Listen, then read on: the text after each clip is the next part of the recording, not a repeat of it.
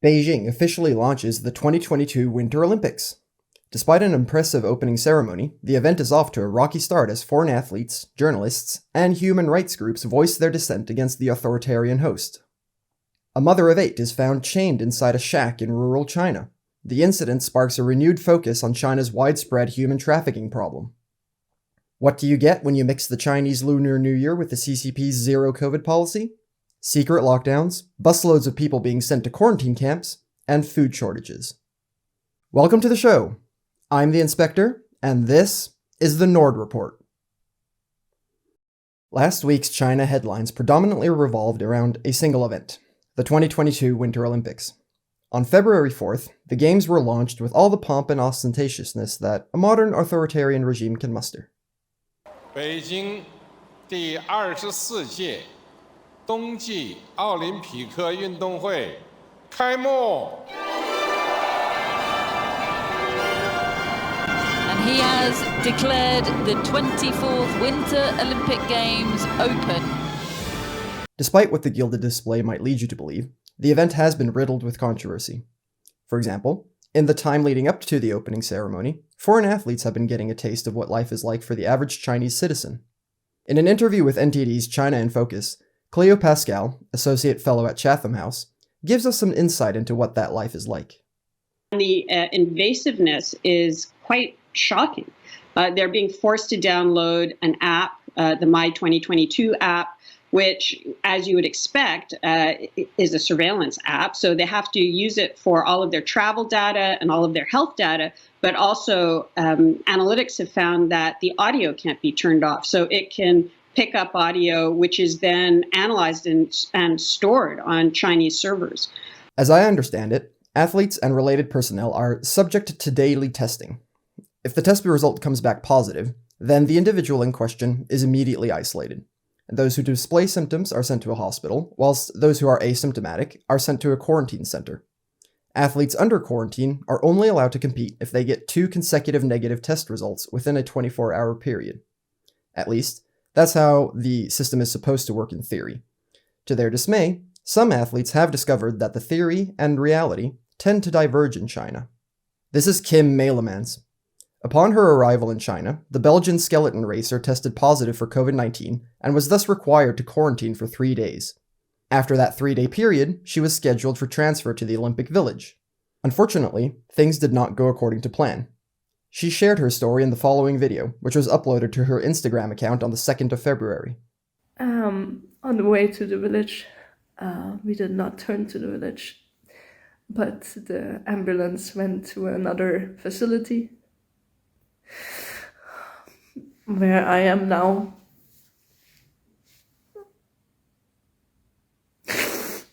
I am supposed, my NOC got surprised by this decision as well. I'm supposed to stay here for another 7 days with 2 PCRs a day and no contact with anybody else. I am allowed to slide alone. We are not even sure I will ever be allowed to return to the village. And obviously this is very hard for me. So I ask you all to give me some time to consider my next steps, because I'm not sure I can handle 14 more days and the Olympic competition while being in this isolation. Imagine how scary that situation must have been for her. And she's probably received warnings about, what to say and how to behave while in China, and she's probably heard the stories about how the CCP has kidnapped foreigners in the past.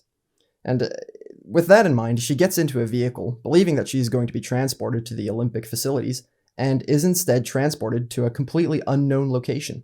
And neither her nor anyone else knows where she is, and she spends the next 7 days in total isolation. Fortunately for Kim, the video received a lot of international attention, and she was eventually transported to the Olympic Village. And while that's probably an improvement for her, the situation there does not seem optimal. According to the Epoch Times, as of February 1st, over 200 foreign athletes, officials, and related personnel who went to China for the Olympics have been isolated by the Chinese regime.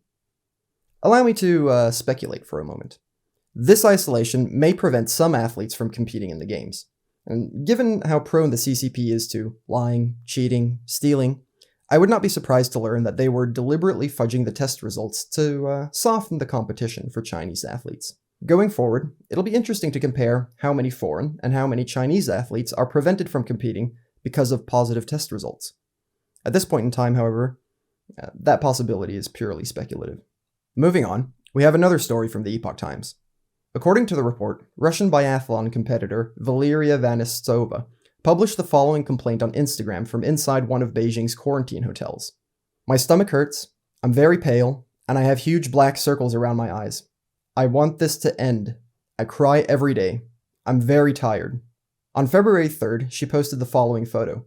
This has been her breakfast, lunch, and dinner for 5 days. The food's quality apparently matches that of the photo, as the athlete has complained of starvation because it was impossible to eat much of the food, and she was surviving on a few bits of pasta. "Today, I ate all the fat they served instead of meat because I was very hungry," she said, noting that she was losing so much weight that her bones are already sticking out. Moving on from the athletes, there is another group that has been subjected to the CCP's warm hospitality: foreign journalists. Like the athletes, journalists are confined to the Olympic bubble, which means they are not permitted to wander freely in Beijing. Here is how Vicky Ivanovic, a senior reporter for Croatia's national broadcaster HRT, describes the situation. "We feel here like we are in jail. We can't go out of hotel, police is outside, the big fence is there. I can't feel Olympic spirit. Maybe when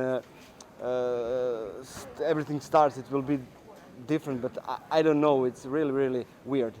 The other interesting example I found is of a local security guard accosting a Dutch reporter during a live broadcast, which was taking place during the opening ceremony. Wat gaat China de komende uren laten zien? Ja, 哎，稍等一会儿，往前走，再新闻联播。Ja, we worden hier inmiddels, je merkt het, al weggetrokken. We zijn net ook al bij een ander gebied weggezet.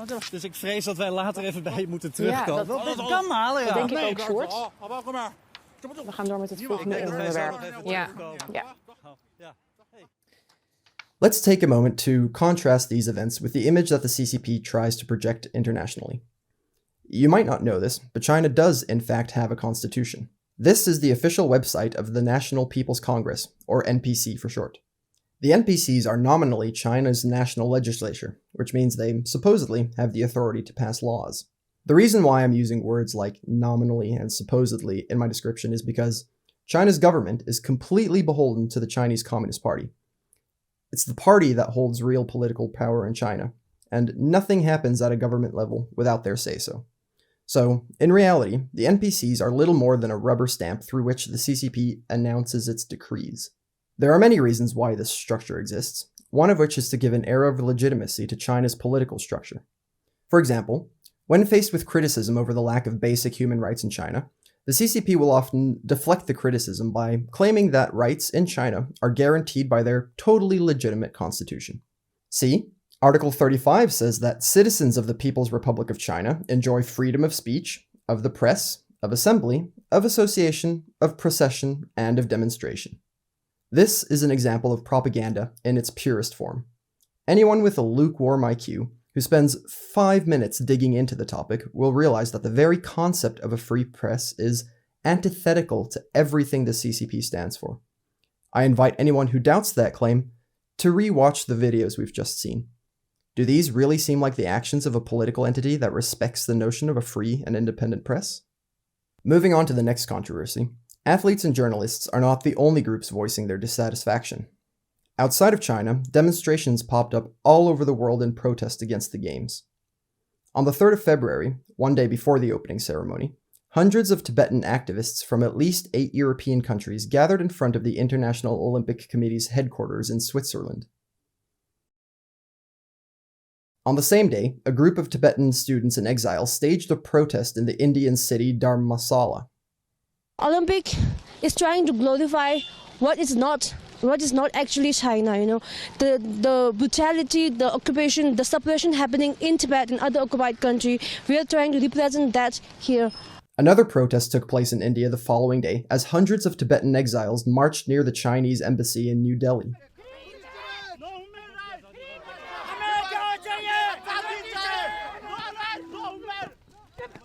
Similar demonstrations took place in Berlin,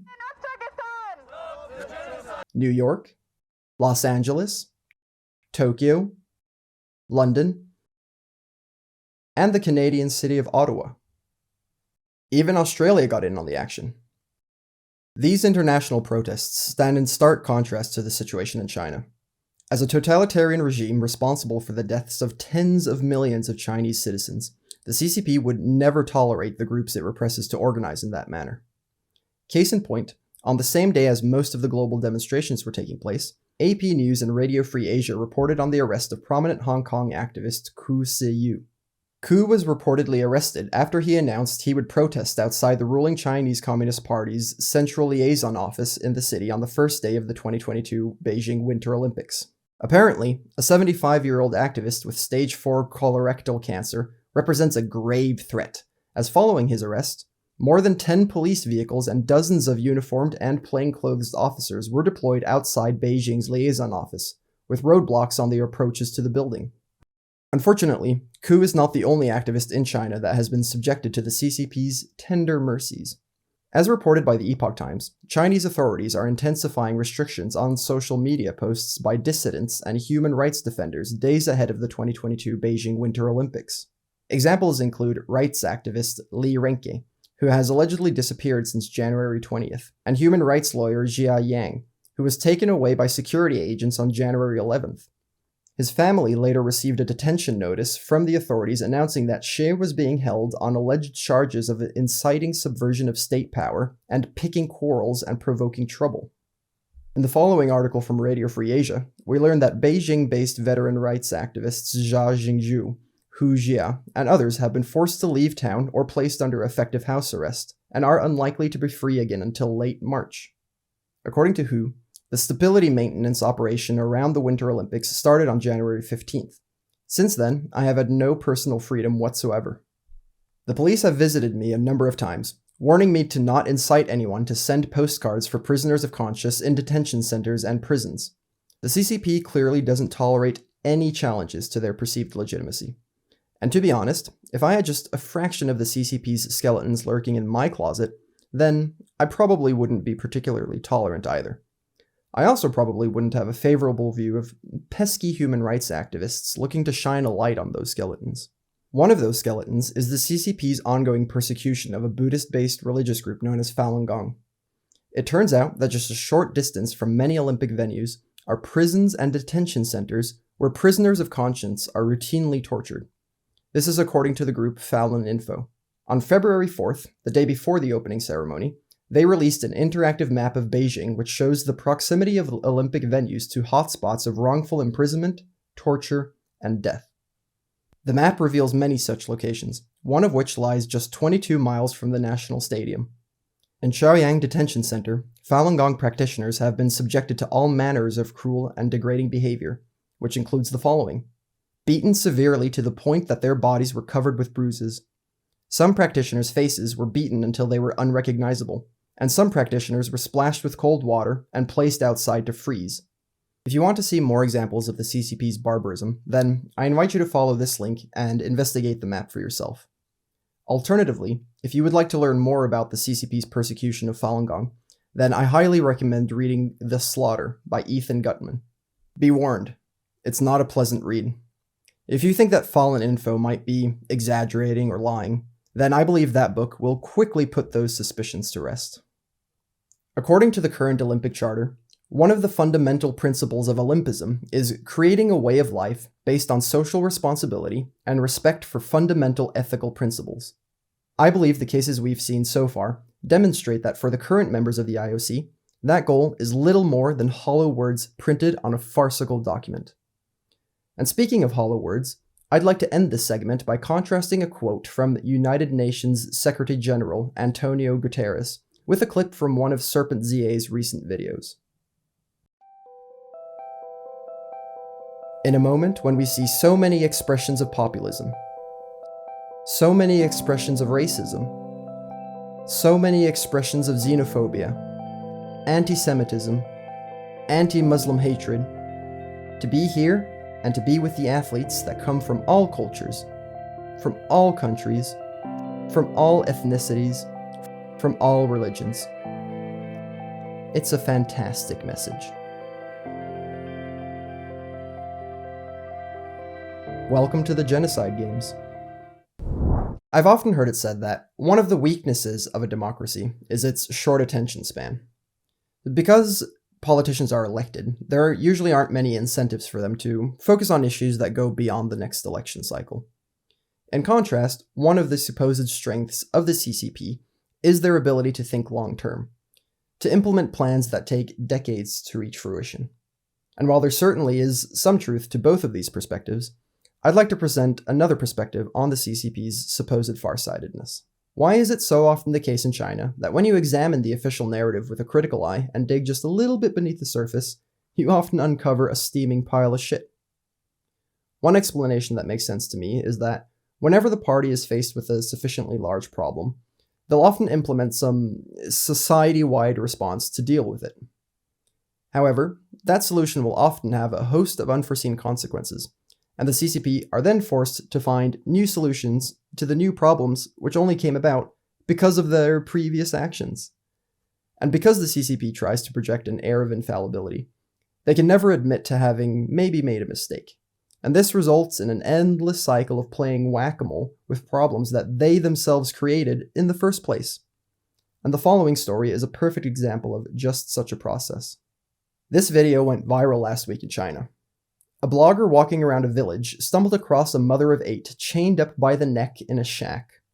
The blogger eventually gets a jacket for the woman, with video captions explaining that the temperature is about -1 degrees Celsius. The video reportedly sparked a lot of controversy in China, with many netizens speculating that the woman was a victim of human trafficking. According to the Epoch Times, the woman's husband and local officials have denied the claim, and explained the reason why she is chained is because she is mentally ill, which has caused her to be violent towards her children. If you're interested in hearing the full story, then I recommend watching these two videos. The short version is that the woman seems to have been kidnapped when she was 12, and sold to the village where she currently resides in order to pump out babies for one of the locals. And during that process, she was abused and beaten to the point where she developed a mental disorder. And while this might seem like a one-off incident, the following report from NTD's China in Focus suggests that human trafficking in China is a significant and widespread problem. Reports say most of the trafficked women are from southwestern China, in underdeveloped regions like Yunnan and Guizhou. They're mainly sold to men in southeastern China. Neighboring countries like Cambodia, Vietnam, Pakistan, and North Korea are also sources of bride trafficking. Price ranges for the trafficked women vary, totaling anywhere from a little over $30 to more than $40,000. The scale of bride trafficking is hard to estimate due to a lack of official statistics. Here's what we can find so far. In the late 80s, almost 50,000 women were trafficked to Guizhou, a region in southeastern China. And from 2013 to 2017, over 20,000 women and girls from Burma or Myanmar were trafficked to just one province in China. Reports and victims say Chinese authorities are complicit in the bride trafficking chain, explaining they often ignore cries for help. In some cases, trafficking victims have tried to escape but failed. And in forced marriage, domestic violence and marital rape are common. A professor from a top Chinese law school says China's criminal law lags behind international standards when it comes to human trafficking. What's the penalty for those that have bought a woman? Up to 3 years of a sentence. Up to 3 years. He goes on to call the penalty too lenient, noting that in China, the crime of buying a panda awards up to 10 years behind bars. Besides pandas, a person could face 5 years in detention for buying 2 parrots. So then a woman is worth less than 2 parrots. This is really unfair. This leaves us with the following question. Why is bride trafficking such a seemingly widespread problem in China? Leading up to the 1980s, the CCP feared that overpopulation would become a significant problem in China. To combat that perceived problem, they instituted the one-child policy. If you're interested in an in-depth look into what that policy entails, then I highly recommend the documentary One Child Nation. The short version is that it became illegal for most people to have more than one child, and this measure was enforced through state-mandated abortions, forced sterilizations, fines, and many other coercive measures. One of the unintended consequences of this policy is that there are currently about 30 million more men than women in China, and many of those men are struggling to find wives. The reason this happened is because of the role sons and daughters play in Chinese culture. Now, sons are expected to stay with their families in order to provide for their parents after they retire. Daughters, on the other hand, are expected to move in with their husbands after they marry. And for many Chinese parents, a son represents their retirement plan, so to speak, and daughters simply don't provide the same kind of insurance. Between 1980 and 2015, which is the duration in which the one-child policy was implemented, this cultural quirk led to millions of Chinese girls being abandoned. They were dumped in the trash, left under bridges or by the road, and otherwise generally disposed of by parents who wanted a son. And that has resulted in a situation where a significant number of men's only hope of starting a family, and thus securing their own futures, is through bride trafficking. While we're on the topic of dystopian horror shows, that brings us to this week's COVID updates. February 1st marked the beginning of China's biggest holiday of the year, the Lunar New Year. Traditionally, this is a time for family reunions, and the event usually sparks the planet's largest annual migration of people. This year, however, those reunions face a couple of challenges. Anyone who comes back from an area deemed medium to high risk of infection, regardless of vaccination status or whether you have a negative test from within 48 hours, as long as you come back, you'll first be quarantined and then detained. The mayor described the prospect of going back home to visit family as malicious. These pandemic prevention booths have popped up across China. People traveling through the area are subject to searches of their person and their vehicles. Afterward, workers decide whether they're allowed to continue on or get sent back home. A number of students have reported facing similar situations. To protect her identity, we've distorted her voice. Many of us reported that after we got off airplanes, our IDs were taken away and we were transported away for centralized quarantine. Yikes. As if that wasn't bad enough, the CCP has started busing people off to quarantine camps at a pretty large scale. According to NTD, the following footage from January 28th shows 300 buses preparing to transport nearly 10,000 people from Hangzhou City to quarantine camps. And some of the locals have shared their experiences. Men and women, young and old, a 2-month-old baby in its mother's arms, all put under quarantine. They also transferred old people in wheelchairs. A post-complaint reads that residents had to line up in the rain for a couple of hours and then were packed into the bus and continued waiting for another hour. For those under quarantine, there is no way for them to get out. They won't let you out. As for supplies, they put a stool at your door, knock on your door, and put the meals on the stool. And as if this explicit authoritarianism wasn't bad enough, some cities are reportedly being shut down in secret. On January 28th, France 24 reported that the city of Xiangyang was locked down without any public announcements being made. A member of the area's virus prevention staff told the outlet, "We expect this lockdown to last around a week, but the exact timing is uncertain." The following report from NTD reveals how some of the locals learned about the lockdown. Very few people outside of the city seemed to be aware of what was going on, and even some of those inside seemed to be unaware. Until now, 1 week later. None of China's officials or news outlets have announced a lockdown. Some residents got the memo from an anonymous WeChat account detailing how the city would be under lockdown for the next 7 days. At the same time, instead of issuing a public notice of the closure, police officers individually told business owners to close their stores and restaurants. A number of residents say they learned about the lockdown only after stores were already shuttered. Why the secrecy? Well, while it's impossible to know for sure, I'd hazard a guess that it has something to do with the availability of food. That problem seems to be a reoccurring theme in my weekly episodes, and this week is no exception.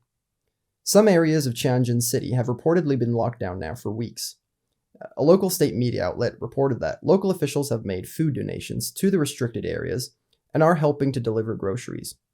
However, according to NTD, statements made by locals dispute that story. To protect their safety, we have given them pseudonyms and distorted their voices. The media report says officials have donated food, but up to this point, we haven't seen anything. We didn't receive any so-called donations at all. Resident Wang Yang says other residents there called it propaganda, and around 100 residents gathered to question local authorities about the report, but officials have not offered any response. He says even though there was no violence during the confrontation, there have been more police cars touring around the neighborhood and monitoring the residents. And with that, we've reached the end of this week's episode. Thanks for watching, and be sure to tune in again next week for more updates. Until then, get after it and stay free.